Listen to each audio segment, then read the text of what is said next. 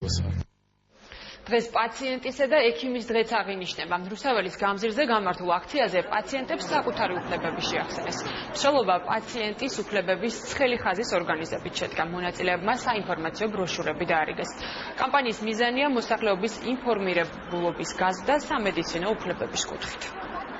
დღეს არის პაციენტის და უფლებების დაცვის დღე, ჩვენ ვართ მოხალისეები და ხალხს ვურიგებთ ბუკლეტებს, საინფორმაციო ბუკლეტებს იმის შესახებ, თუ რა უნდა იცოდნენ, როდესაც სამედიცინო მომსახურებას იღებენ და როგორ უნდა იყოს მათი უფლებები დაცული. დღევანდელი დღის მიზანია პაციენტის უფლებების დაცვისათვის ხელშეწყობა, ექიმსა და პაციენტს შორის ურთიერთობის დათბობის, გაუმჯობესების გზით. ამისათვის მრავალი ღონისძიება ტარდება. ერთი მხრივ ინფორმაციას ვაგროვებთ პაციენტის უფლებების ცხელი ხაზის საშუალებით. ყველაზე ხშირი არის ეწოდებული პაციენტის ავტონომიის პრინციპის დარღვევა, რაც ნიშნავს, პაციენტი არ არის უყოფილად ჩართული სამედიცინო მომსახურების გაწევის შესახებ გადაწყვეტილების მიღებაში.